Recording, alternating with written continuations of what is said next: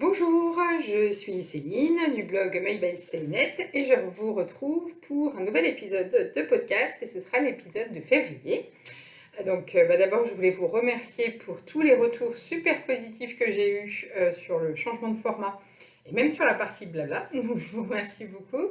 Moi, ça me fait plaisir parce que c'est un format ça permet de changer quand même un petit peu. Ça fait un moment maintenant que je fais des podcasts. J'ai regardé, ça faisait 4 ans. Ça fait 4 ans. Donc c'est sympa, ça apporte un peu de nouveauté, puis je trouve que c'est un format plus dynamique. Merci beaucoup pour me suivre encore une fois sur ce changement. Écoutez, on va commencer tout de suite. Donc nous sommes dimanche 28 février, pardon. Donc il était temps de faire l'épisode de février. En fait, pour tout vous dire, je voulais le tourner vendredi après-midi. Et puis en fait, j'ai eu du travail plus que je ne pensais vendredi. Je n'ai pas pu. Voilà. Donc, du coup, je vous retrouve ce dimanche. Julien et Alice sont allés au marché. Je profite de ce moment-là en espérant qu'ils ne rentrent pas dans l'intervalle. Voilà. Écoutez, on va commencer tout de suite par la couture. J'ai continué pendant ce mois les réalisations de mon Make 9. Et voilà, donc j'en suis arrivée à avoir cousu toutes les pièces qui étaient prévues sauf deux. Il me reste à coudre la robe Laurel dans un espèce de jersey épais à chevrons gris et blanc, enfin, gris et gris plus clair d'ailleurs, et le pantalon de reste de Direndo. Voilà, c'est les deux modèles qui me restent. Je vous cache pas que le pantalon de reste est coupé, mais que en fait, je me suis rendu compte ce mois-ci que 9 pièces, c'est trop pour moi. En fait, déjà, ça rentre pas forcément... Enfin, je me suis rendu compte que finalement, c'était beaucoup par rapport à mon envie de limiter les nouvelles arrivées, on va dire, dans ma garde-robe. Et puis, 9, je trouve que ça fait long, entre guillemets. Ça fait long. C'est-à-dire que moi, vous savez, je me lasse assez vite des choses. En gros, 9 pièces, donc ça fait à peu près 3 mois de réalisation, on va dire, grosso modo, une pièce par semaine, et puis une semaine par mois où je ne coupe pas, on va dire ça comme ça. Et du coup, ça fait un très long temps de planification de quelque chose qui devrait être aussi un peu spontané, quelque part. Voilà. Même si je ne m'interdis pas évidemment de coudre des choses qui ne sont pas prévues, moi j'aime bien aller au bout des objectifs que je me fixe, n'est-ce pas? Ça fait partie de ma personnalité. Et donc c'est bien. Dans la vie de tous les jours, ça peut être utile, mais parfois, du coup, je le vis un peu trop comme une contrainte. Je pense que pour la prochaine session, on va dire de planification, je prévoirai moins de pièces pour avoir, sur pareil, cette même durée de 3 mois, à peu près une saison, un peu d'espace pour des projets spontanés. En plus, là, il va y avoir les sorties des nouveaux patrons. Voilà, donc si j'ai un coup de cœur et tout ça, je ne m'attends pas du tout, au contraire, de craquer pour quelque chose. Notamment, j'ai espoir, je croise la nouvelle collection de Direndo, et Léonore avait l'air de dire qu'on reviendrait un peu aux bases, enfin pas aux bases, mais au style de base de Direndo, donc quelque chose peut-être un peu moins contemporain, streetwear, boyish que les derniers modèles, qui moi j'avoue n'étaient pas du tout mon style. Voilà, il en faut pour tous les goûts, mais moi j'avoue c'était pas du tout mon style les derniers patrons, donc j'espère que je vais pouvoir recraquer chez Direndo pour faire quelque chose qui me plaît. Mais bon, on en reparlera. Néanmoins, donc, ce mois-ci, j'ai cousu 3 pièces que j'avais planifiées, on va dire, dans mon Make 9. Je vais commencer par les pièces moins importantes, entre guillemets, et puis je finirai par la plus grosse pièce sur laquelle je voudrais faire un focus, qui est le ginger. Donc, j'ai cousu, si on les fait dans l'ordre, j'ai cousu une chemise vitamine de Yvan Soufflet, voilà, qui se caractérise par ses pinces placées de manière plus originale, on va dire, au niveau de la patte de boutonnage et pas comme habituellement au niveau de la poitrine. Voilà. Je l'ai cousu dans un voile de coton de chez Atelier Brunette, donc vous voyez que donc j'avais coupé mes pièces à l'envers, n'est-ce pas, avec les petits soleils vers le bas, comme vous voyez. Mais bon, du coup, j'ai fait tout pareil. Voilà, et j'ai mis dessus les boutons assortis de chez Atelier Brunette. Voilà. Je me suis fait un petit plaisir, ils ne sont pas donnés, mais ça me faisait plaisir d'avoir les boutons assortis. Voilà, alors aucune difficulté dans la réalisation, hein. Bon, c'est une chemise, hein, tout ce qu'il y a de classique, c'est bien expliqué, mais moi j'avoue que je ne regarde pas les explications pour les chemises, parce qu'en fait, bah, comme j'en ai cousu quand même pas mal, y compris ces derniers temps, je ne regarde plus trop en fait, comment il faut faire. Et par contre, je voulais vous montrer quelque chose. C'est la finition de la fente de boutonnage, donc qui est une fente indéchirable, voilà, qui moi est ma bête noire quand je couds des chemises. C'est le moment que j'aime le moins, c'est la finition du bas de manche. Parce que je me galère toujours, c'est jamais très propre, alors ça m'énerve.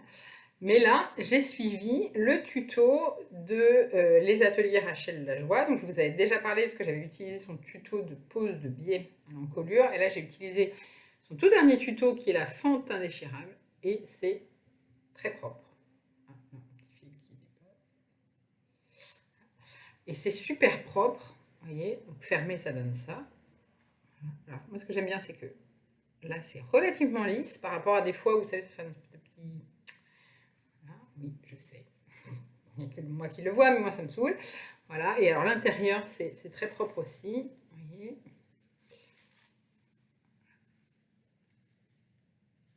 comme ça, et comme ça. Voilà, et puis donc, mon cou derrière. Mais alors, moi, donc, vous allez me dire, oui, mais enfin, rien de révolutionnaire. Voilà. Moi, j'ai trouvé, même si typiquement, c'est la même manière dont Yvan Soufflet explique comment faire, en fait. Et moi, je sais pas, j'ai trouvé que le format vidéo peut-être m'aide plus, je ne sais pas. Mais en tout cas, j'ai trouvé que le format vidéo était ultra simple à suivre, ultra agréable, etc. Euh, les petits trucs qui... Bah, donc, le tuto est en story permanente sur son profil Instagram. Je ne peux que vous inciter à aller le regarder, parce que moi, vraiment, c'est ma bête noire, et là, j'ai trouvé ça hyper fluide, hyper facile. Voilà, donc vraiment, moi j'apprécie beaucoup, beaucoup, beaucoup les tutos de Rachel. Parce que en fait, bah, sans vouloir me vanter, je ne suis plus débutante en couture. Et donc du coup, je trouve que c'est difficile de trouver des ressources pour progresser quand on n'est plus vraiment débutant en couture. Voilà, encore une fois, dit avec beaucoup de recul, mais bon, moi ça fait quand même 10 ans que je couds, j'ai mon CAP, vous voyez, donc voilà, je trouve ça difficile d'avoir des ressources pour les gens qui ne sont pas débutants, voilà, les finitions, typiquement, parce que bon, les gammes de montage, normalement, globalement, à part la lingerie et les vêtements de sport, je pense que j'ai cousu à peu près tout ce qui est possible de coudre. Les chaussures, je sais pas comment les chaussures non plus. Mais sinon, bah voilà, j'ai fait des manteaux, des chemises, des tops, des pantalons, shorts, jupes, robes, donc plein.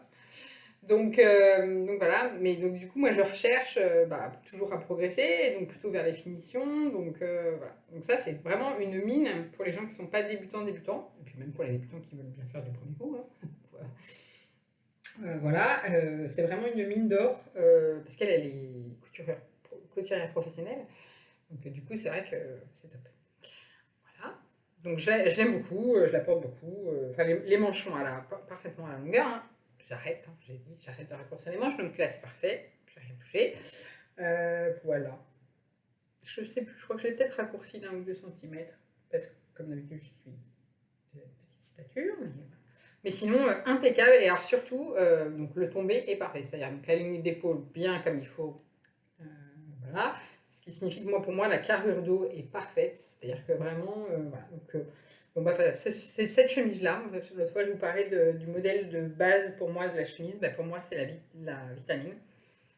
Et alors, par contre, ce que j'aimerais faire, mais je vais demander à Ivan si c'est possible, j'aimerais voir s'il est possible de déplacer les pinces euh, pour les mettre là, vous voyez, parce que j'aimerais aussi avoir un modèle vraiment de base de chemise, dans le sens où elles sont super jolies ces pinces, et là, vous voyez, je les ai gardées là où elles sont naturellement, je trouve ça très joli. En plus, sur ce fond foncé, ça se voit assez peu. Mais j'aimerais bien avoir un modèle de base vraiment avec les pinces là, et qui donc du coup soit moins marqué lié à ce modèle, pour pas avoir 50 fois ce modèle avec ses pinces sur le dos. Il faut que je fasse un petit test pour voir si ça fonctionne. Je pense que oui, il n'y a pas de raison. Normalement, on peut déplacer des pinces. Voilà. y a des techniques assez faciles. Donc ça, c'était le premier modèle que j'ai porté déjà au bureau, à la maison aussi, enfin voilà, que j'aime bien. Voilà. Ça, typiquement, en fait, par rapport à l'autre chemise, je ne vais pas tout dévoiler de mon bilan, qui fera l'objet d'une vidéo à part, parce que sinon ça va durer des heures. Mais par rapport à la chemise blanche, en fait, je me suis rendu compte que donc, la chemise blanche, je ne la porte pas. Hein. C'était aussi ça l'idée du bilan mensuel. C'était de voir ce que je portais, ce que je ne portais pas. La chemise blanche, je ne la porte pas. Donc je pense que clairement, c'est pas un problème de taille, de carrure, etc. Le modèle me va bien. Il n'y a pas de... Voilà. Je suis peut-être un tout petit peu plus confortable dans celle-ci. Je pense que c'est lié au fait qu'elle a un pli dans le dos. Et qui est... Voilà. Je pense que c'est ça en fait qui fait. Moi, j'en remets dessus. En fait, je pense que moi, ce qui me va bien, c'est qu'elle ait un pli dans le dos et assez haut. C'est-à-dire que souvent, notamment dans la lisson, en fait, l'empiècement est là, va jusque là, et le pli arrive plus bas, en dessous de l'empiècement. En fait. Et moi, je pense que ce qu'il me faut, c'est un peu d'aisance, mais plus haut. Vous voyez ? Et donc, je pense que le fait que le pli soit ici, en fait, commence vraiment au col, et donc du coup donne déjà de l'aisance à mi-dos, vous voyez, si vous voulez, avant les épaules, hein. Enfin avant les omoplates plutôt. Moi, je pense que c'est ça qui me va.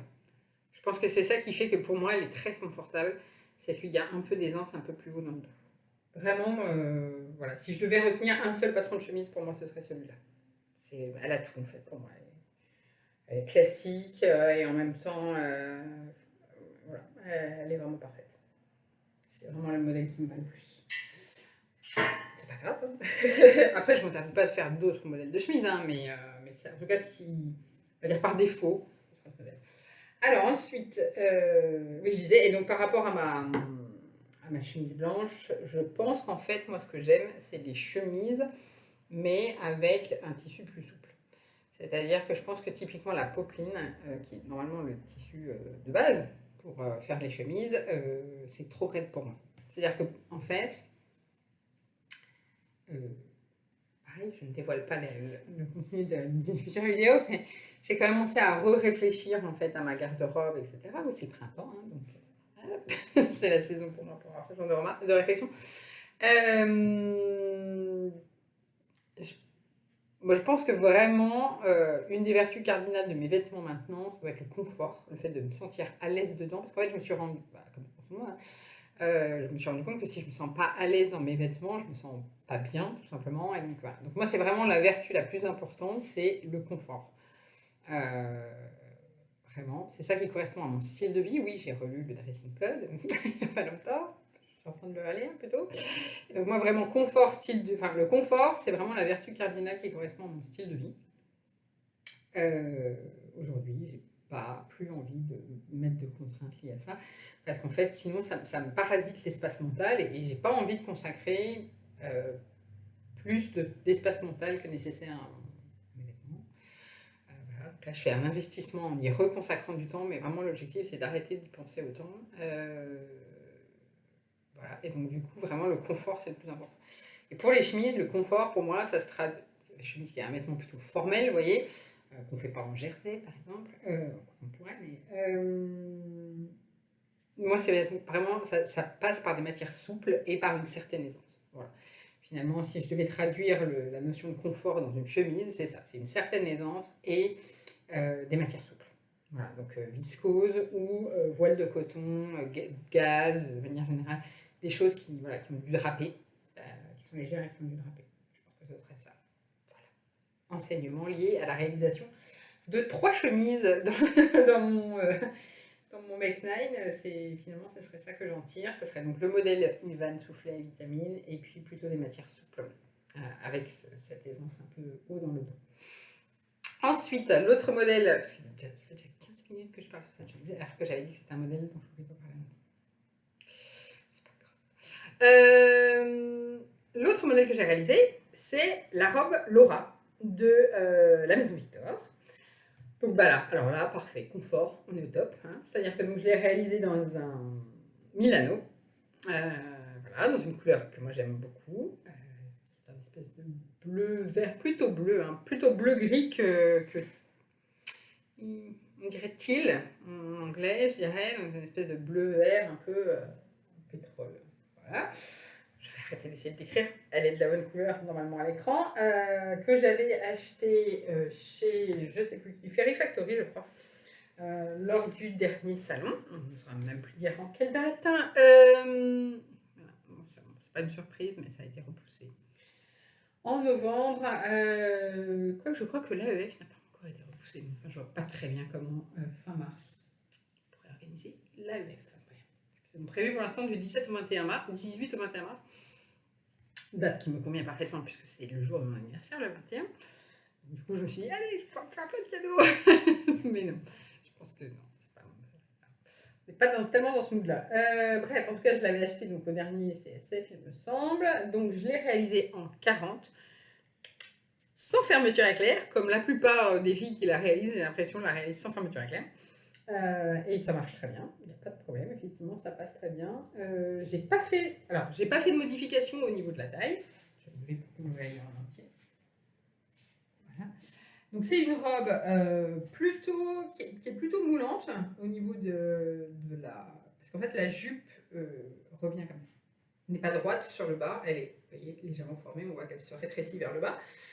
Je l'ai raccourci de... Alors, au départ, j'avais rétréci de 5 cm au niveau de la jupe. Pour des questions de stature, hein, j'avais mesuré tout simplement la longueur. En fait, ça m'avait entraîné de ma propre faute, hein, une espèce de petit pic-pic au niveau de la hanche, parce qu'en fait, en raccourcissant, j'avais accentué la courbe ici. Donc, j'ai réparé ça directement sur la lettre, j'ai envie de dire, à l'essayage. Donc j'avais fait 5 cm ici. Sauf qu'en fait, une fois que j'ai eu monté le haut et le bas, j'ai fait une photo pour Julie, qui m'a prêté le magazine, pour lui montrer quand même ce que j'avais fait avec. Elle m'a dit tout de suite, dis donc, la taille, elle serait pas un peu basse. Selon quoi, œil de lynx, elle avait totalement raison. Donc du coup, j'ai remonté la taille de 2 cm. Voilà. Donc, sur la version finale que j'ai gardée des pièces du modèle, je n'ai raccourci que de 3 cm la jupe et j'ai remonté de 2 cm ici pour répartir donc différemment les moins 5 cm total. Voilà. Sinon, j'ai le même problème que Sophie, wow, du tricommande de Sophie, à savoir que ma parmenture rebique un peu sur le devant. Voilà. Donc je ne sais pas quoi faire, je suis comme elle. J'ai pareil, hein, surpiqué, vous voyez la parmenture comme c'est demandé, mais ça repique un peu quand même. Bon, quand je la porte, c'est pas flagrant, mais je m'en referai bien une version, vous voyez, pour une année. Enfin, pas là, hein, parce que là, on n'est plus dans. On n'est plus tellement, enfin c'est plus tellement ce que j'ai envie de me coudre pour la saison qui vient, on va dire, mais par contre elle fera parfaitement la transition avec la nouvelle saison en termes de robe, parce que comme elle a des manches 3/4, moi j'aime bien, ça m'évite de superposer, je mets un manteau par-dessus et puis la plupart du temps ça suffit. Voilà, mais donc pour une prochaine version, je me ferai bien une autre version, pourquoi pas. Il faudrait que je trouve le moyen de corriger ça. Ou alors, enfin, le seul moyen que je vois, mais c'est moins beau, c'est vraiment de faire la piqûre comme ça, quoi, directement sur la robe. Mais donc, du coup, ça veut dire qu'on a une piqûre ici au niveau du col et c'est moins beau, quoi. Parce qu'avec un biais, c'est ça qu'il faut faire, quoi. Ça veut dire qu'on fait une piqûre ici. Je vais peut-être finir par faire ça parce que ça va vraiment m'agacer, je pense, en fait, ce côté qui repique un peu. Enfin voilà, en tout cas, ça sera une robe parfaite pour les quelques fois où il faut que je m'habille de manière formelle au boulot, ce qui est quand même très rare. Mais vous voyez, dans pas longtemps, je regarde mon calendrier parce que du coup, dans pas longtemps, pas la semaine prochaine, mais la semaine d'après, j'ai une audience au tribunal. Voilà. Pour un dossier dont je m'occupe. Et ben voilà, je vais mettre ça. Ça sera très bien. C'est typiquement le genre de tenue, parce que je ne suis plus avocate, donc je ne cache plus mes vêtements sous une robe d'avocate. Malheureusement, c'est vachement pratique quand même. Donc du coup, il faut quand même que je m'habille un peu formelle parce que je vais au tribunal, je représente mon entreprise quand même. Donc je pense que je vais mettre ça avec une paire de talons, une paire de collants noirs et hop, roule ma poule, comme dirait l'autre, ça ira très bien. C'est typiquement voilà, le genre de robe où toujours confort slash style de vie slash un peu joli hein, quand même. Bah, là, c'est typiquement pour moi le bon combo, à savoir que bah, ça correspond à mon style de vie, puisque bah, ça correspond à mon contexte professionnel, on va dire. Euh, et en même temps, donc j'ai pris en compte aussi la longueur, parce que c'est une robe qui est assez longue, moi ce que je préfère aussi maintenant. Bah, typiquement, ça m'aide à me sentir confortable dans des occasions un peu formelles que de ne pas être en train de me dire est-ce que ma jupe n'est pas en train de remonter. Voilà, et par contre en termes de confort, bah, c'est du Milano, hein. Donc elle est ultra confortable en fait. Donc ça c'est vrai que typiquement c'est pour moi pareil, un bon combo confort joli, parce que je trouve que la couleur est sympa, elle change un peu, je trouve qu'elle me va bien aussi en couleur. Et voilà, donc pour moi c'est une réussite on va dire, ce modèle-là, en termes de combo.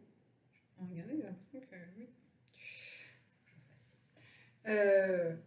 J'ai quelques petits points qui ont sauté sur une surpiqûre de poche. Oui, parce qu'elle a des poches en plus.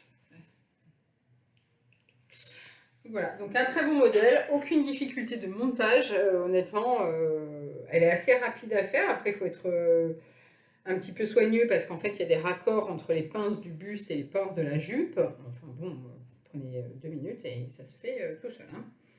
Donc voilà, donc un modèle dont je suis plutôt contente. Ça veut dire que c'était les 2 réussites sur les 3. Et donc le troisième modèle dont je voulais vous parler, c'est le Ginger. Alors le Ginger, c'est paradoxal. Je m'explique. C'est une réussite en soi dans le sens où je pense que le modèle... Donc, je vous ai dit la dernière fois, j'avais acheté 2 coupons de jeans à l'atelier de la création.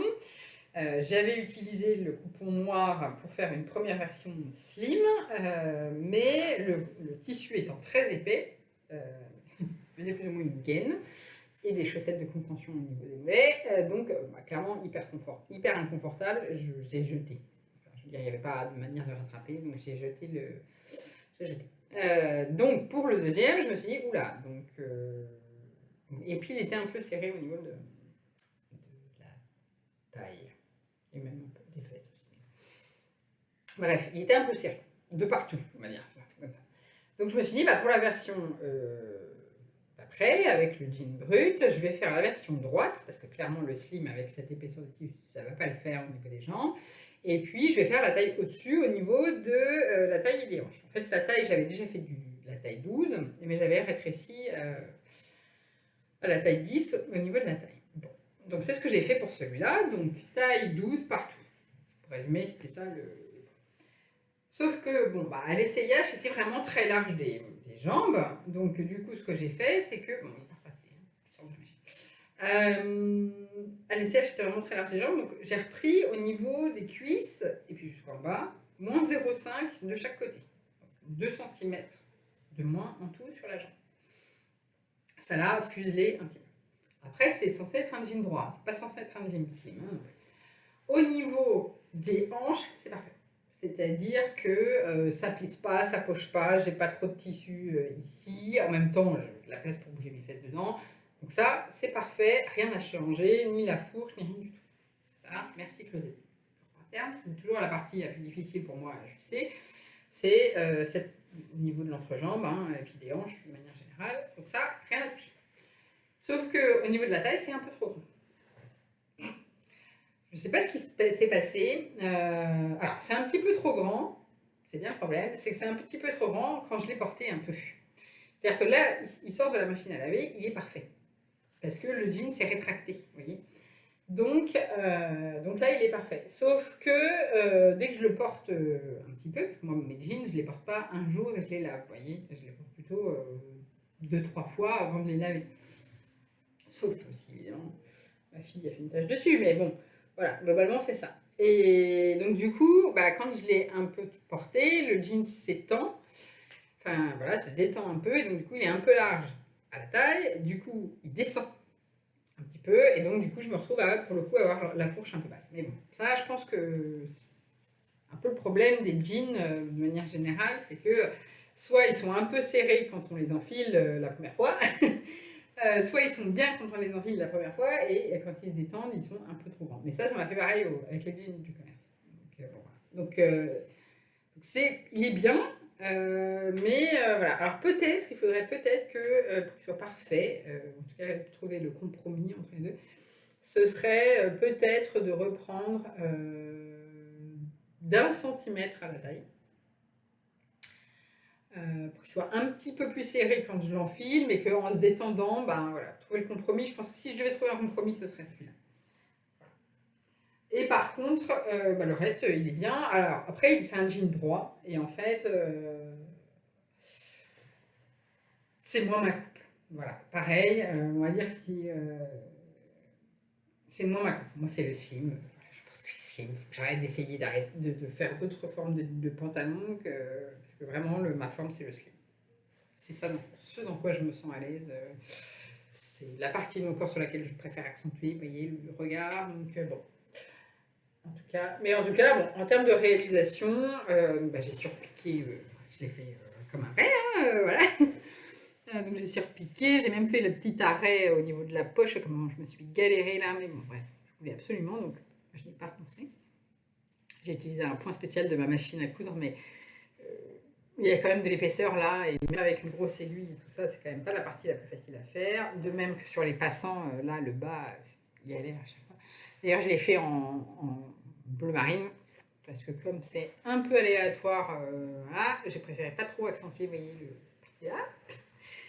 Voilà, pareil, j'ai fait des petits arrêts sur la braguette, comme elle recommande. Après, la réalisation, c'est parfait, hein. C'est du closet corps pattern, c'est toujours parfait. Hein.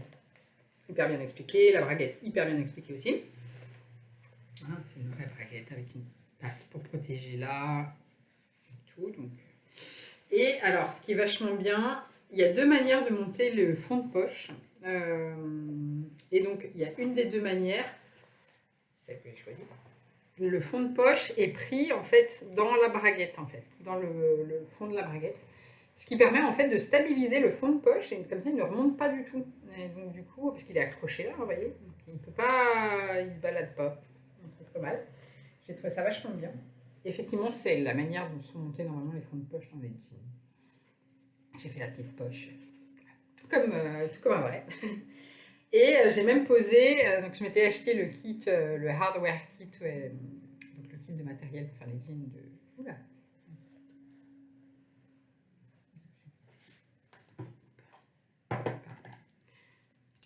C'est quand on retourne les coins, et qu'après il lève un peu.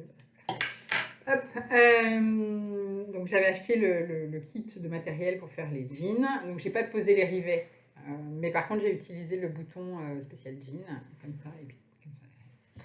Vachement facile à poser, hein, avec un marteau, et puis hop, c'est parti. Elle a fait une vidéo sur son site pour montrer comment faire. Donc voilà, très bien.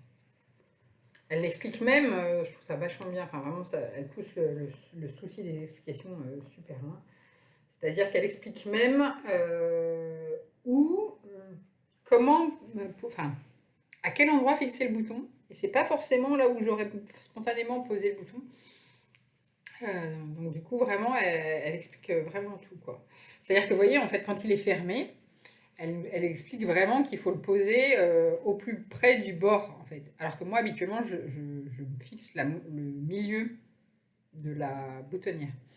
Et donc là, elle explique que non, il faut bien le poser au bord parce qu'en fait, et elle a raison, quand on le portera, ça sera comme ça. Et que si on le pose comme ça va décaler un petit peu.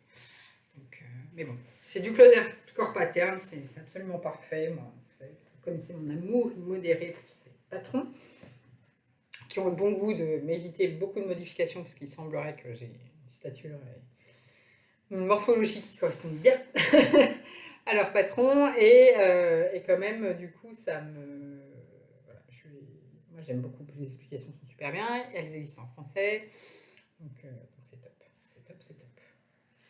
Voilà, donc du coup dans l'absolu il me va. Après c'est pas un succès complet dans le sens où il y a ce petit problème. Il est un peu grand quand je le porte un peu longtemps, et puis le fait que les jambes soient droites, je me rends compte que c'est moins ma forme. Après voilà, c'est pas un échec, mais on va dire que ça me permet de progresser dans la compréhension de ce qui me va le mieux. Et puis voilà. Après, est-ce que je vais le porter beaucoup? Je sais pas. Je vais voir. Oui, peut-être à la maison. Voilà. Après, voilà, je sais que c'est pas la forme qui me plaît le plus, mais c'est pas un échec quand même. Je pourrais réaliser le slim. En vrai. Mais je sais pas. Je sais pas si je réaliserai le slim dans le sens où c'est quand même beaucoup de travail. Ne serait-ce que pas des surpiqûres, quoi. Ah mon Dieu. C'est ce qu'il y a de plus long. Donc c'est quand même beaucoup de travail. Pareil, dans le travail d'analyse actuel de ma garde-robe, je sais ce que je porte en fait. Je porte des slims du commerce. Toujours les mêmes modèles, toujours le même modèle, voilà, donc je sais, et j'en ai assez, donc je ne sais pas si ça vaut le coup d'investir du temps de couture alors que j'ai trouvé dans le commerce des choses qui me vont, qui correspondent à mes besoins. Voilà. Donc bon. Mais bon, c'était un projet sympa à faire et voilà, ça m'a permis de progresser dans la compréhension des formes qui me vont aussi, donc c'était pas inutile. Ça y est. Ouais, 30 minutes, normal. Donc on va arriver à 1 heure, je pense. Donc ça, c'était pour la partie couture. Donc il me reste 2 projets à faire. Je sais pas. Je sais pas si je vais les faire, en fait. Je pense que voilà, vraiment, je suis arrivée là à 7 projets. Parce que bon, même si je suis pas allée au bout de mon premier Ginger, voilà. Ouais, 6. Et en fait, voilà, 6. En fait, c'est 6 projets que j'ai réalisés vraiment. Et je me rends compte que c'est le bon nombre. En fait, 6 projets. Je pense que c'est ça que je vais faire pour la prochaine. C'est que vraiment, je pense que je vais me restreindre à 6 projets planifiés. Et comme ça, du coup, ça me permettra de garder un peu de spontanéité pour le reste. Et puis, je pense que ça sera assez. Puis, je pense que les prochains projets, je vais vraiment essayer de les réfléchir davantage pour qu'ils correspondent mieux à ce dont j'ai besoin, finalement.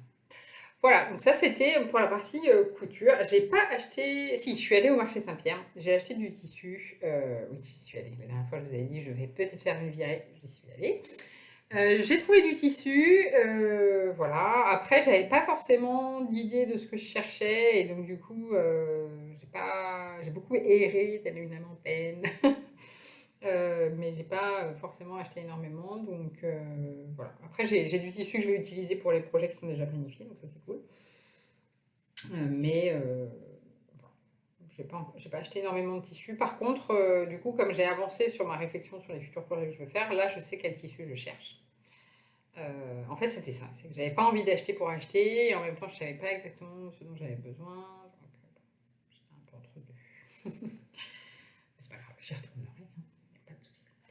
Donc, on va passer à la partie tricot. Je vais arrêter là maintenant. Donc, j'ai pas acheté énormément, mais je vous montrerai les tissus que j'ai achetés quand je les coudrai. Ce sera plus simple. Voilà. Donc, on va passer à la partie tricot. Dans la partie tricot, on va commencer par les projets terminés. Alors, je vais vous montrer le premier projet terminé rapidement. Oh là là, mais rapidement, c'est le Anna Summer cardigan que j'ai fini pour Alice. Voilà. Évidemment, hein, une fois que je m'y suis mis, les manches, j'en ai eu pour 2 soirées. Hein, une soirée par manche. Hein, voyez. Donc, ça a été vite fait. Donc, je vous le montre vite fait. Hop. J'ai mis les crados. Du coup. Voilà, donc je l'ai réalisé en 3-4 ans, en cabotine de fil d'art, coloris faïence. Oui, puis là aussi, oula, on va aller la machine à laver. Et voilà, bon, il lui plaît beaucoup. C'est un petit modèle très simple, mais qui fait toujours son effet, voilà, qui va avec tout. Donc, elle est contente. Et donc, je l'ai fini. Voilà. Et je pense que je ne vais pas tricoter pour Alice tout de suite parce que j'ai des projets en cours qu'il faut que je finisse. Et le deuxième projet terminé, c'est le Pink Fizz. Alors, déjà, j'ai eu assez de laine pour faire sans avoir à défaire, machin. Donc, je m'étais complètement plantée. Je vous avais dit, c'est sûr, je vais manquer de laine, je n'en aurai jamais assez, etc. Ça. Pareil sur le fil du cal, j'étais là, je ne vais jamais avoir assez de laine. C'est là. Voilà. Et en fait, j'ai eu assez de laine. Voilà. Et il m'en reste un peu. En plus, il me reste une petite boulette comme ça. Donc, c'est dans le salon là. Donc, je ne vais pas aller chercher. Donc, n'importe quoi. Donc, super. Très contente. Alors là, pour le coup, dans les réalisations récentes, c'est vraiment un succès. regardez-moi comme il est beau. Voilà, il était plié, mais donc il y a un petit pipi, mais il est beau. Je l'adore. Je l'adore, je l'adore, je l'adore. Vraiment, je suis trop fan. Je l'ai bloqué. La dentelle, donc, c'est bien placé. Voilà. Cette dentelle magnifique. Et alors, parfait. Il a le drapé que je voulais. Il a l'aisance. Il bouge bien. Il a l'aisance que je voulais, la longueur que je voulais. J'adore. Je l'ai déjà beaucoup porté. Là, aujourd'hui, il fait super beau, mais ces derniers jours, il fait un petit peu plus chaud.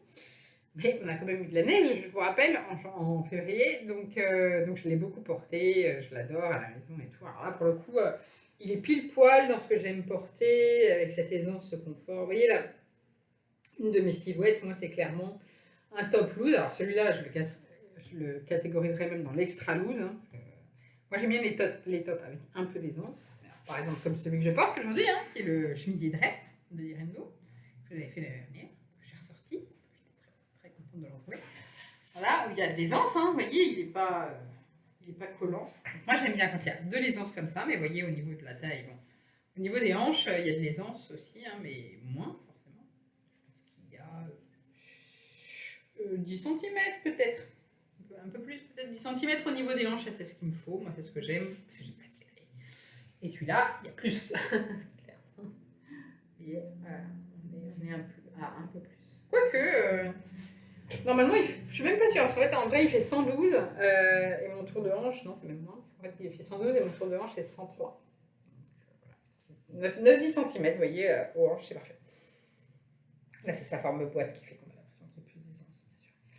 Donc voilà, donc je suis déjà trop contente d'avoir tricoté ces écheveaux, d'avoir eu assez de laine sans me galérer. Voilà. Donc Cindy, je repars un petit peu plus du modèle.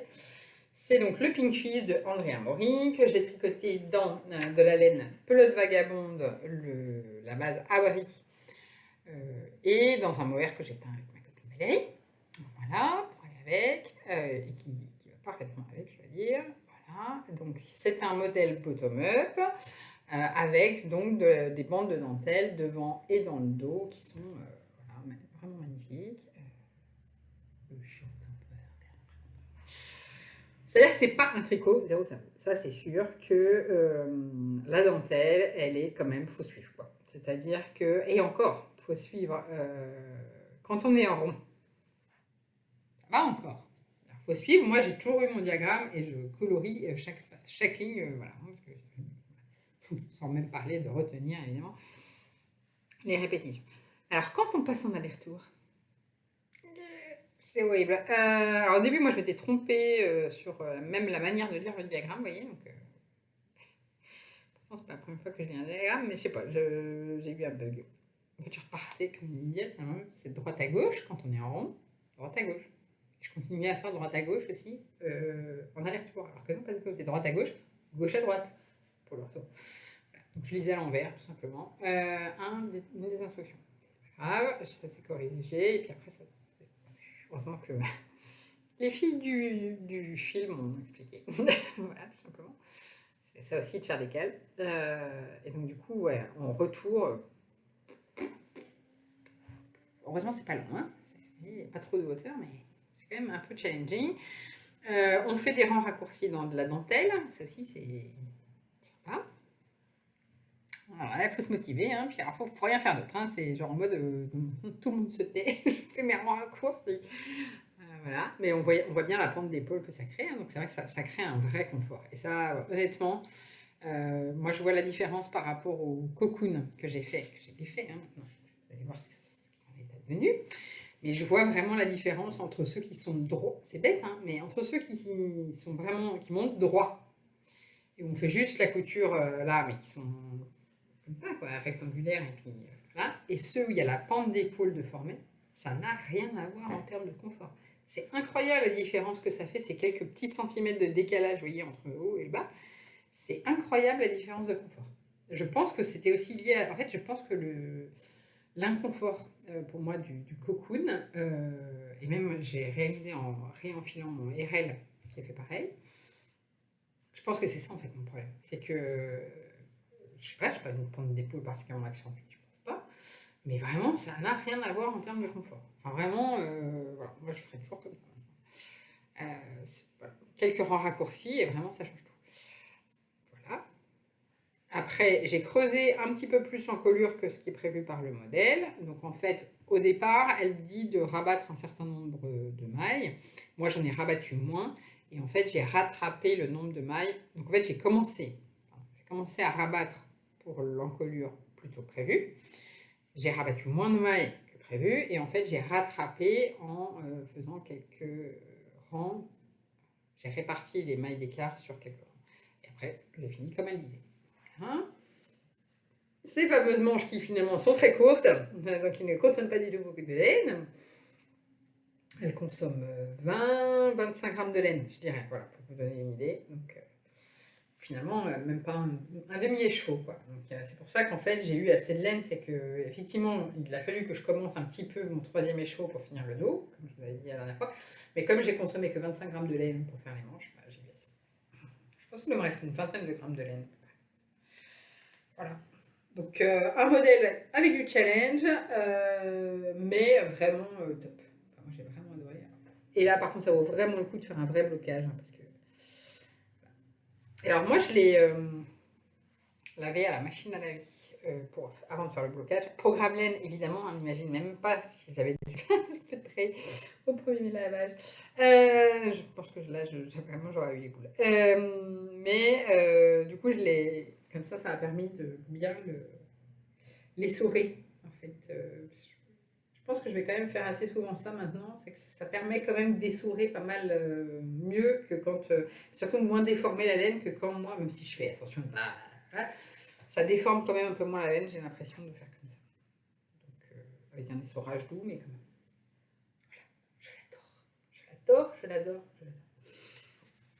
Donc vraiment très contente, le succès du mois, si je devais y avoir qu'un seul succès dans le mois, ce serait celui-là. Ce serait clairement le Pink Fizz, je l'aime beaucoup.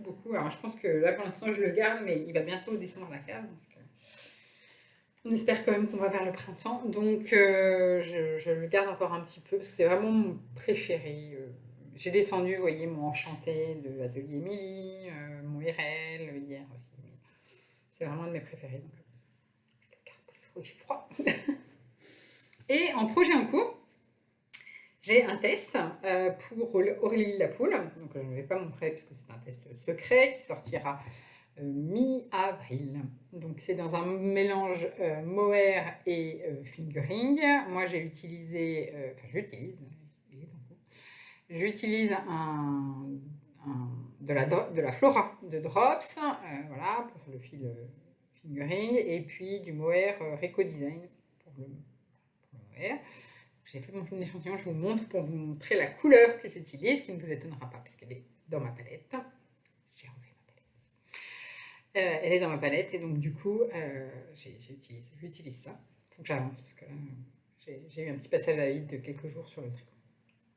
Et en fait, pourquoi je vous montre aussi mon échantillon, c'est pour vous partager l'astuce de mon copain Ricardo, qui est un génie, cet homme-là. Moi, j'ai toujours le problème de, je me souviens jamais dans quelle taille d'aiguille j'ai fait mon échantillon. Des fois, je refais des échantillons, vous voyez, sachant que c'est déjà bien chiant d'en faire un, c'est pas la peine d'en faire 5 non plus. Alors, j'avais au départ essayé la technique des petits nœuds de Mélina, où en fait, elle fait des nœuds sur les fils, vous voyez, de début et de fin. Elle fait des nœuds pour expliquer quelle est la taille d'aiguille. Mais en fait, je sais pas, ça me convenait pas tout à fait, je me souvenais jamais, en fait, mon problème. Normalement, en fait, la taille d'aiguille, c'était sur un brin. Et puis 0,25, 0,50, c'était sur un 0,75, c'était sur un autre brin. Mais je sais pas, bon, ça me plaisait qu'à moitié. Et j'oubliais, en fait, des fois, j'oubliais de faire les nœuds. Quel goût. Donc, du coup, après, évidemment, je perdais. Et donc, en fait, Ricardo, il y a quelques temps, avait montré que lui, comment il faisait, c'est qu'il fait des jetés au début de son échantillon, d'un côté, enfin bien sur un côté, comme ça permet d'avoir bien toute la hauteur pour mesurer. Mais en fait, il fait des jetés. Un par taille d'échantillon, par taille d'aiguille. Donc là, typiquement, je tricote mon échantillon en 4, puisque j'ai 4 jetés. Mais me direz-vous, comment on fait pour les demi-tailles, ou justement les 0,25, 0,75 ? Et bien, lui, il fait des rangs d'envers au-dessus des jetés pour indiquer ça. Donc par exemple, si je faisais 4,25, ça n'existe pas, mais 4,50 par exemple, ça ferait 4 trous et un, on va dire, ou deux rangs en vert. Voilà. Ça marche sur, par exemple, les rangs en vert pour les 0,25, ça marche surtout pour les plus petites tailles. Parce que à partir de 4, je ne crois pas qu'on ait 4,25, 4,75. Par exemple, imaginons 3,25, on peut. Donc ça ferait 3 jetés, 1 rang en vert, 3,50, 3 jetés, 2 rangs en vert. Je trouve ça magique. Comme ça, même plus besoin de se demander, pas besoin de faire des trucs, c'est directement dans l'échantillon. Voilà. Donc je voulais vous partager cette astuce que je trouve absolument magique. Merci Ricardo, tu sauves mes futurs échantillons. Donc ça, je vous en parlerai quand il sortira. Alors je ne sais pas si ce sera pendant la vidéo du mois de mars que je vous en parlerai, ou si ce sera directement dans la vidéo du mois d'avril, peut-être plus probablement dans la vidéo du mois d'avril. Et sinon, mon deuxième projet en cours, mais que je vais mettre un peu en suspens, il faut vraiment quand même que j'avance un petit peu sur le test, c'est le remplacement de mon pull cocoon. Donc je vous avais expliqué que je voulais défaire mon pull cocoon parce que vraiment il était inconfortable pour moi et que je ne le portais pas, ce qui était un peu dommage parce que j'adore les laines, et donc j'allais faire un autre modèle. Donc j'ai défait et j'ai commencé le modèle, j'ai presque fini le corps, parce que j'en suis au... Ce que je vais faire, je pense, c'est que aujourd'hui je vais finir les côtes du bas et puis je vais le mettre en suspens, mais pas trop longtemps parce que les pulls en fait je tricote en mélange pareil fine que rien de mauvais. Parce qu'en fait l'idée c'était de réutiliser la laine du cocoon qui est donc ces couleurs là. Le corail foncé, le rose clair et le jaune.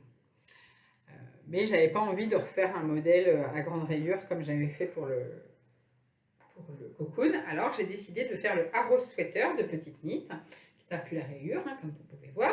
Alors on adapte le nombre de couleurs comme on veut. Donc moi j'ai décidé de faire 5 couleurs et j'ai rajouté dans mon ensemble de couleurs du blanc et du bleu marine, qui sont finalement les piliers de ma garde-robe. On va dire ça comme ça. Donc du coup j'ai rajouté ces deux couleurs pour trancher un petit peu. Et sinon c'est une forme, alors c'est une forme droite. Je ne sais pas ce qui m'a pris, je me suis dit oui je vais peut-être faire quand même des augmentations sur le corps parce que j'ai peur que tout droit ça marche pas pour moi, machin. Et en fait donc j'avais fait ça, sauf que j'avais réparti toutes les augmentations au début là, au-dessus de la taille en fait, ce qui était une grosse bêtise, parce qu'en fait j'aurais voulu que je les fasse en dessous de la taille en réalité. Parce que là, ça me faisait une espèce de surplus de matière très moche. Et donc, du coup, j'ai défait tout le corps. Enfin, tout jusque-là. Hein. J'ai recommencé. C'est la deuxième fois que je le fais. Voilà. C'est pour ça aussi qu'il n'a pas beaucoup avancé. C'est qu'en fait, en réalité, il a avancé. Il y a du temps de tricot dessus, mais voilà, j'ai refait 2 fois. Donc là, il faut que je finisse. Ça finit, vous voyez, par les côtes en bas. J'ai quasiment fini les côtes. Il faut que je finisse. Il reste 3-4 ans de côtes et puis que je rabatte. Et puis, voilà. Mais je voudrais avancer après sur l'autre modèle. Donc je pense que je vais mettre en suspens, mais en même temps, je voudrais l'avoir fini avant le mois d'avril, parce qu'après, avril ne te découvre pas d'un fil, donc je pourrais encore porter mes pulls en mohair, mais je pense qu'après, ça va être un peu la fin. Oui. Donc je vais quand même pouvoir le porter un petit peu cette saison. Mais vous voyez, typiquement, j'adore. Je trouve ça va trop bien avec un jean brut. Voilà. Moi, c'est ce que j'aime porter. Voilà, avec un manteau bleu marine. Ça va bien, moi, je trouve ça sympa. Ça fait bien partie de ce que j'imagine porter cette saison. Et alors, en achat, donc j'ai acheté, je vous en reparlerai quand je l'aurai fini, mais en fait, tout simplement, les deux autres couleurs, c'est toujours de la Flora de Drops et du mohair. Alors, le bleu marine, c'est de la Kid Silk. Et le blanc, c'est aussi du mohair Eco Design, je crois. Ou de la Kid Silk, je sais plus. Je crois que c'est du mohair Eco Design, parce que je crois qu'en fait, il n'y a plus de blanc en Kid Silk. Enfin, en tout cas, il n'y en avait pas quand j'ai commandé. Enfin, voilà. Mais donc, un mélange très classique, que moi, j'aime bien. C'est un bon rapport qualité-prix. Je voulais pas y mettre non plus des milliers d'euros. Donc, voilà. Et alors, en achat, au mois de mars, je me suis fait un petit plaisir, enfin, un beau plaisir, on va dire. J'ai acheté de la laine chez Yarneline. Je me souviens plus de son prénom. Elle a fait une vente. Alors moi j'en ai déjà des écheveaux de Yarneline, ce qui fait que maintenant c'est la designeuse, la teinturière indépendante plutôt, la mieux représentée de mon stock, qui n'est plus si grand. Donc voilà. Et en fait j'ai acheté 2 quantités pulls. Je vous montre juste un écheveau de chaque. Mais J'ai acheté ce rouge bordeaux-violet qui s'appelle Madame Boulette. Enfin, je pense que donc c'était une boulette, hein, une erreur, n'est-ce pas? Là, vous voyez trop foncé. Il y a plus de rouge. Non, vous n'allez pas voir. Et donc ça, c'est une couleur que moi, je porte plus dans ma palette d'hiver, du bordeaux comme ça. Il est même un peu violine pour moi, mais bon, ça se tente. Voilà. Et c'était du coup remiser un petit peu ces échevaux parce que je dois avoir du moyen dans le nez, ça me gratte. Parce que comme voilà, c'était une... Et du coup, je trouve ça sympa aussi de détacher ces échevaux, entre guillemets, boulettes. Ça permettait d'avoir des quantités plus là, des prix plus moins élevés, clairement. Donc voilà. Non, j'aime bien. Est-ce que ça va bien? Oui, je pense. Il a juste ce qu'il faut de un peu de rouge pour que ça soit pas trop violet pour moi. Et alors celui-là, je l'adore. Alors là, il est moins turquoise qu'à la caméra. Il est beaucoup plus bleu. Et c'est un vrai bleu ciel. Non, là, vous n'allez pas voir. Non. Il est un petit peu plus bleu-violet. Enfin, il y a une touche de... Il est plus chaud que ce que vous voyez à la caméra. Je ne sais pas comment expliquer. Il s'appelle Monsieur Tatillon. Celui-là. Voilà. Et donc là, j'ai une quantité pull. Et alors, clairement, une fois que j'aurai fini mes 2 projets en mélange mohair, c'est celui-là que je vais tricoter. Je me suis acheté un pull en cachemire de cette couleur-là. Donc du coup, je me dis que je vais peut-être me faire un gilet. Parce que c'est totalement dans ma palette. En tout cas, non, c'est un de mes accents d'été. J'avais fait ma palette de couleurs avec les couleurs principales, les neutres et les accents. J'avais fait ma palette plutôt pour l'hiver. Et en fait, je me rends compte que pour l'été, elle est un petit peu différente. Bon, c'est étonnant. Et en fait, mes accents, c'est ça. Dans ma palette d'été. Donc, il y a une certaine cohérence quand même. Inconsciente. C'est drôle, hein, c'est vraiment drôle. C'est que j'ai acheté ces chevaux avant de faire l'exercice. Et clairement, voilà, c'est ça, mes accents de l'été. À mixer, que je trouve qu'ils vont bien, à mixer avec du bleu marine, du blanc, du kaki et du tabac camel un peu. Je vous montrerai tout ça plus en détail quand je vous parlerai de mes projets d'été. Et donc voilà, c'est l'autre quantité que j'ai acheté. Et je pense que oui, je voudrais bien me faire un gilet. Alors le problème, c'est que moi, je sais que autant je porte mes pulls faits main, autant mes gilets faits main, j'ai plus de mal. Je trouve que ça donne toujours un rendu un petit peu plus grossier. Y compris, enfin, voilà, même tricoté par moi. Et voilà, et je sais pas. Je trouve que ça donne toujours un... Mais donc il faut que j'essaie de voir un modèle, sans doute assez simple. Faut que je réfléchisse à ce que j'aimerais bien faire. Réfléchir. Mais en tout cas, oui, je pense que ça sera sûrement un gilet parce que... parce que j'ai acheté un pull de cette couleur-là. Voilà, c'est pour ça que je voulais faire un gilet, c'est que j'ai acheté un pull de cette couleur. Donc... Mais je vous en reparlerai quand j'aurai défini le modèle, ce qui risque d'être assez long. Me connaissant, c'est un très long processus. C'est ça mon problème, c'est qu'en fait, et ça va nous permettre de passer à la partie blabla, c'est qu'en fait, je me rends compte que je consacre un espace mental très important à mes loisirs créatifs et à ma garde-robe de manière générale.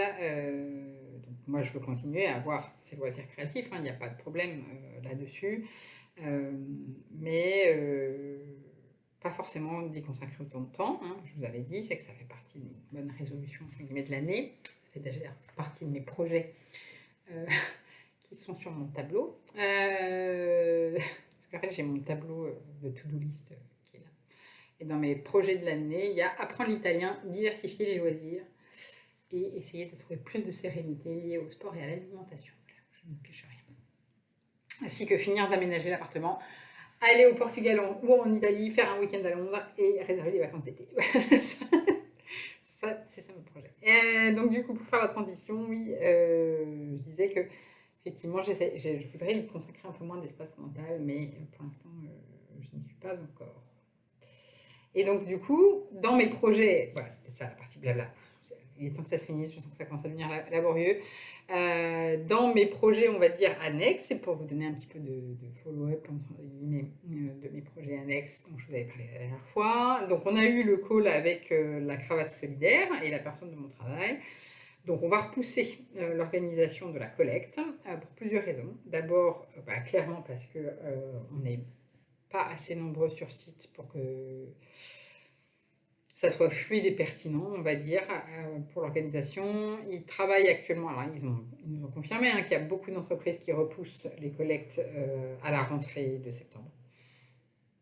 D'abord, et ils sont en train de travailler sur une solution de promesse de don pour finalement anticiper le jour de la collecte pour faire connaître mieux l'initiative, parce qu'habituellement il restait une semaine sur site, mais voilà, donc ils sont en train d'y travailler, mais c'est pas encore en place. J'ai changé de tête. Je sais pas si vous l'avez remarqué. En fait, c'est les mêmes lunettes qu'avant, mais pas le même couleur. J'ai cassé les autres, tout simplement. Et donc oui, je vous disais que donc on va repousser. Ça, c'est la première raison, parce qu'on est vraiment pas nombreux et que ça vaudrait pas forcément le coup là d'organiser ça. Et la deuxième raison, et vraiment j'en parle en toute transparence, c'est que c'est une question de budget. C'est qu'en fait, ils nous ont appris pendant le call que l'organisation, pour organiser une collecte, ça coûte 1 500 €. Voilà. Donc ils nous ont expliqué, parce que vraiment, c'est pas du tout une critique à leur endroit, que c'est pour couvrir les frais justement d'organisation d'une collecte, et notamment le matériel et les gens. Je comprends tout à fait qu'ils aient des frais de fonctionnement, il n'y a pas de problème. Après, nous, c'est pas forcément une donnée qu'on avait en tête. Et donc, du coup, il faut trouver le budget, tout simplement aussi. Voilà. Et donc, sachant la combinaison de il faut trouver le budget, plus en ce moment, on n'est pas trop sûr que ce serait un succès lié au fait que les gens ne se rendent pas vraiment sur site, fait qu'on a un peu mis ça en stand-by. On y repensera à la rentrée, je pense, si les choses se normalisent, on va dire, dans notre entreprise. Parce que là, pour l'instant, pour tout vous dire, habituellement, on est 3500 sur site, pas tous en même temps, mais on est 3500 rattachés au site où je travaille. Et actuellement, on est maximum 200 à venir sur une semaine. Donc c'est aussi simple que ça. Sachant que sur les 200, tout le monde ne donnera pas, ce qui est tout à fait normal, bien sûr, mais imaginons que même s'il y a 30% des gens qui donnent, bon, voilà, ça fait vraiment pas un volume très important actuellement. Donc pour l'instant, ce projet est un peu en stand-by, malheureusement, mais je vous en reparlerai si ça se réactive, normalement peut-être à la rentrée. Ça, c'était le premier projet. Le deuxième projet, c'était de m'impliquer au sein de la ressourcerie de ma ville. Donc, je suis allée faire une visite du lieu, j'ai rencontré les bénévoles et les salariés, voilà, y compris surtout la personne qui est responsable du site qui nous a fait la visite. C'était super sympa. Donc, effectivement, elle nous a présenté les différentes activités et tout ça, et elle nous a confirmé en fait qu'il y avait des travaux qui devaient être faits dans les locaux, mais que ça prenait pas mal de temps lié à des questions d'autorisation du bailleur essentiellement. Et que donc pour le moment, tout ce qui était les ateliers, en plus, il y a la boutique, et puis il y a les ateliers à côté et l'organisation du tiers-lieu, c'était repoussé d'autant. Parce que voilà, ils n'ont pas accès en fait aux pièces, aux lieux. Et puis voilà. Donc pour l'instant, l'activité principale, c'est vraiment l'activité de ressourcerie classique, à savoir la valorisation, le tri et la valorisation des dons, et puis la mise en vente après dans la boutique, ou la valorisation par d'autres biais. Parce qu'en fait, ils collectent des vêtements qui se retrouvent dans la boutique, des petits objets de type déco et jouets qui se retrouvent dans la boutique aussi, des livres qui se retrouvent dans la boutique aussi, enfin livres, DVD, machin, qui se retrouvent dans la boutique aussi. Ça, c'est les gros volumes, on va dire, de ce qu'ils collectent. Et après, ils ont aussi une partie informatique où en fait ils collectent du matériel informatique et que donc du coup, il y a une personne qui est dédiée à cette activité qui reformate, etc., le matériel informatique. Et puis, donc, on utilise une partie pour les ateliers numériques, parce que donc, un des ateliers qui va être mis en place, c'est d'accès au numérique, donc pour aussi faire des formations d'utilisation Voilà, donc il y a une partie qui est utilisée au sein de l'association. Et puis il y a une partie qui est donnée à d'autres associations aussi. Voilà, donc ça c'est les gros postes, on va dire, de Seed Collect. Donc voilà, moi ce que par contre, donc du coup, moi je suis intéressée pour participer au tri et à la valorisation, il n'y a pas de problème. Par contre, je me suis quand même rapprochée aussi de la personne avec qui j'avais eu le premier contact. Qui travaille sur le site de Nanterre. Parce que eux, comme ils ont des locaux plus grands, ben, ils peuvent actuellement déjà faire des ateliers. Et j'avoue que moi, ça me tente bien quand même de faire aussi des ateliers. Donc, du coup, je pense que je vais partager mon temps entre Rueil et Nanterre. Peut-être plutôt Nanterre dans un premier temps. Et une fois que les travaux auront été faits et que les ateliers repartiront à Rueil, aller à Rueil. Mais pour l'instant, on va dire, je pense que c'est les activités de Nanterre qui me correspondent le mieux. Donc j'ai donné mes disponibilités. J'ai aussi vu que grâce à mes nombreux jours de congé, j'ai la chance de bénéficier de beaucoup de jours de congé. Donc c'est très cool. Mais typiquement, l'année dernière, j'ai mis beaucoup de jours de congé dans mon compte épargne-temps. Donc là, cette année, j'ai décidé de faire différemment. J'ai décidé de prendre des jours de congé pour être avec Alice pendant ses vacances. Voilà, on s'est rendu compte en fait que le fait de la mettre en centre de loisirs pendant toutes les vacances, c'était pas idéal. On découvre, hein, c'est la première année où notre fille est scolarisée, même le premier semestre où notre fille est scolarisée, donc voilà, on va faire ce petit ajustement-là dès les vacances d'avril, il n'y a pas de problème. Mais on voit qu'effectivement, elle adore ça, hein, elle adore aller au centre, c'est pas la question, mais elle est quand même fatiguée, donc je pense qu'on va faire une semaine où elle va rester avec moi, et puis une semaine où elle ira au centre. Donc ça va être le premier ajustement lié au congé. Et puis en fait, je me suis rendu compte que grâce à mon gros solde de congé, je vais en dédier une partie justement à ces activités liées à la ressourcerie. Je vais prendre des demi-journées le vendredi, je pense. Ça me permettra finalement d'y aller régulièrement tout en ne prenant pas trop sur le temps familial. Voilà. C'est une des questions, vous savez, la dernière fois que je me posais. C'est comme ça que je l'ai résolu. C'est qu'en fait, je pense que je ferai une semaine sur deux la demi-journée de congé et une semaine sur deux, voire une fois par mois, le samedi après-midi. Comme ça me permettra d'être quand même avec Julien et Alice le week-end et quand même de mener cette activité qui me tient à cœur. C'était ça. Donc, pour vous tenir un petit peu informé, donc là, j'ai pas eu de retour de Mélanie qui s'occupe du site de Nanterre, donc je vais l'appeler pour voir. Je pense aussi qu'elle attend dès les annonces éventuelles liées au reconfinement, parce qu'on est je suis dans les Hauts-de-Seine, hein, donc je suis dans un département qui pourrait être concerné par ces mesures-là. Donc je pense qu'elle attendait les annonces de jeudi qui n'ont pas eu lieu, donc peut-être qu'elle attend maintenant les annonces de la semaine prochaine pour savoir. Enfin, voilà. Donc, je pense que c'est un peu lié à ça aussi. Hein. Donc, si elle m'a pas contacté. Donc je vais voir ça. Je vais voir ce que ça donne. Il faut faire avec. Ça fait chier.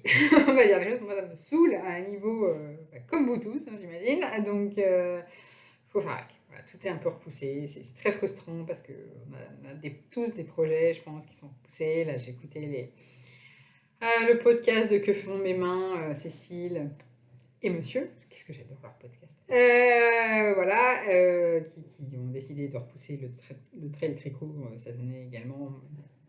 Voilà. On a tous des projets, on a tous des envies, voilà, qui sont poussées à cause de ça. Bon, bah, faut faire avec. Hein. Voilà. Je pense qu'on sait tous que la plupart d'entre nous ne sont pas à plaindre, objectivement, enfin, en tout cas, qu'il y a pire ailleurs, clairement. Mais je pense qu'on a aussi tous le droit de dire que ça nous casse les pieds, que ça nous saoule cette situation de merde qui dure depuis 1 an. Voilà, c'était le moment où je me lâchais un peu. Moi, vous voyez, je sens venir, c'est très bête, hein, mais je sens venir le 2e anniversaire où je ne vais pas pouvoir le fêter avec mes amis. Voilà, ça m'énerve. Vous l'aurez compris, je suis suite de fin mars, donc l'année dernière c'était pile au démarrage du confinement et je sens bien que cette année ça va pas encore être la fête au restaurant, vous voyez. Mais bon, pas grave. Je ferai un brunch et puis on commencera à boire à midi, voilà. Mais bon, bref, en tout cas cette situation fait que les projets n'avancent pas aussi vite qu'on souhaiterait, mais il faut faire avec. Ça apprend la patience. C'est le plus simple. Et sinon, donc en partie blabla, et pour finir, parce que ça fait 1 heure là maintenant, je voulais vous dire que oui, donc je vais faire 2 vidéos, enfin j'envisage de faire 2 vidéos. La première vidéo étant le bilan du Make 9 de l'hiver, même si j'ai commencé vous en parler un petit peu, mais je voulais faire un bilan qui sera plutôt couture, clairement. Parce que pour l'instant, le tricot occupe une place un petit peu à part dans la planification de ma garde-robe. Pour moi, c'est vraiment du pur. J'ai vraiment une approche beaucoup plus utilitariste, on va dire, dans la couture que dans le tricot. Donc, ça sera vraiment le bilan Make 9 couture. Je pense que je ferai aussi, pour ne pas parasiter la vidéo du mois de mars, je pense que je ferai une vidéo planification des projets de printemps, on va dire. Voilà, avec plus ma réflexion autour de justement du dressing code et tout ça, la poursuite, on va dire, de ces réflexions. En format vidéo, parce que je me rends compte que c'est vraiment ce qui est le plus simple pour moi, très honnêtement. Le blog, maintenant, j'ai beaucoup de mal. C'est-à-dire que j'ai toujours eu du mal avec les photos. Alors ça, c'est vraiment pas une surprise, mais plus ça va et plus j'ai du mal à me motiver pour faire des photos. Alors je pense que, à part les tests, où je fais des photos parce que ça fait partie du jeu, voilà, que j'ai pris un engagement vis-à-vis des créatrices, mais à part ça, je pense que pour les... Je continuerai le format fiche patron où je donne un petit peu les modifs, etc. Mais le reste, ce sera plutôt en format vidéo. C'est vraiment ce qui me convient le mieux. Bon, ça voilà, c'est fini. J'ai fait parler pendant plus d'une heure. Julie et Alice ne sont pas venues. Je pense qu'il y en a une qui a réussi à négocier un tour de manège. Voilà, donc c'était le podcast du mois de février. Et écoutez, on se retrouve dans un mois. Et puis, sans doute avant, donc pour le bilan et pour la présentation des nouveaux projets. À bientôt!